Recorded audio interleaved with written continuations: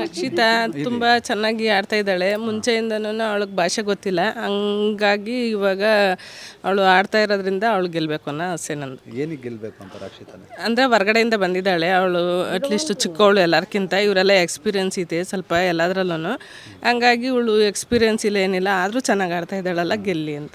Okay, ನಿಮ್ಮ ಪ್ರಕಾರ ಗೆಲ್ಲೋದು ರಕ್ಷಿತಾನ? ಗೆಲ್ಲಿ ಅಂತ. ಹಾಂ, ಗೆಲ್ಲಿ ಅಂತ. ಓಕೆ, ಟಾಪ್ 2 ಯಾರ್ಯಾರು ಇರ್ಬೋದು ಅಂತ ನಿಮ್ಮ ಪ್ರಕಾರ? ಗಿಲ್ಲಿ ಮತ್ತು ರಕ್ಷಿತಾ, ಅಶ್ವಿನಿ, ಮೂವರು ಇರ್ತಾರೆ.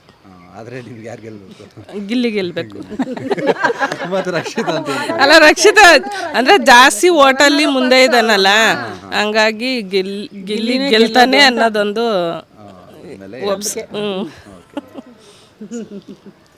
ಹೇಳಿ ಅಮ್ಮ. ನನಗೆ ಧನುಷ್ ಗೆಲ್ಲಬೇಕು ಅಂತ ಆಸೆ, ಆದರೆ ಗೆಲ್ಲೋದು ಗಿಲ್ಲಿನೇ. ಹೆಂಗೆ ಹೇಳ್ತೀರಾ? ಎಲ್ಲರ ಸಪೋರ್ಟು ಜಾಸ್ತಿ ಇದೆ, ಚೆನ್ನಾಗಿ ಆಡಿದ್ದಾನೆ, ಎಲ್ಲರಿಗೂ ಎಂಟರ್ಟೈನ್ ಮಾಡಿದ್ದಾನೆ, ಅದರಿಂದ ಗಿಲ್ಲಿನೇ ಗೆಲ್ತಾನೆ. ನೀವು ರೆಗ್ಯುಲರ್ ಆಗಿ ನೋಡ್ತಾ ಇರ್ತೀರಾ? ಹಾಂ, ರೆಗ್ಯುಲರ್ ಆಗಿ ನೋಡ್ತೀವಿ. ಯಾವ ಎಪಿಸೋಡ್ ಇಷ್ಟ ನಿಮಗೆ?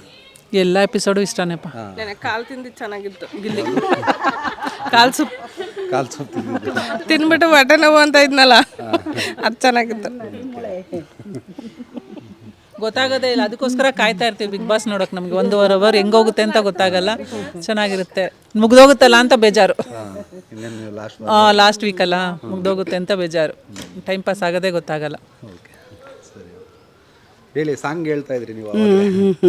ದೊಡ್ಡವ ದೊಡ್ಡವ ದವಾಸಿ ಕೊಡು, ಚಿಕ್ಕಮ್ಮ ಚಿಕ್ಕಮ್ಮ ಚಕ್ಕಲಿ ಕೊಡು, ನಮ್ಮಪ್ಪ ರಾಜ ಕೊತ್ತಂಬರಿ ಬೀಜ ಸಾರ್ಗಾಕು ಸೊಪ್ಪು, ನೀ ಮಾಡೋದು ತಪ್ಪು.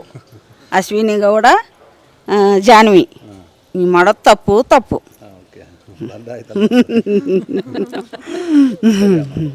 ಹೇಳಮ್ಮ, ಹೇಳ್ರಿ.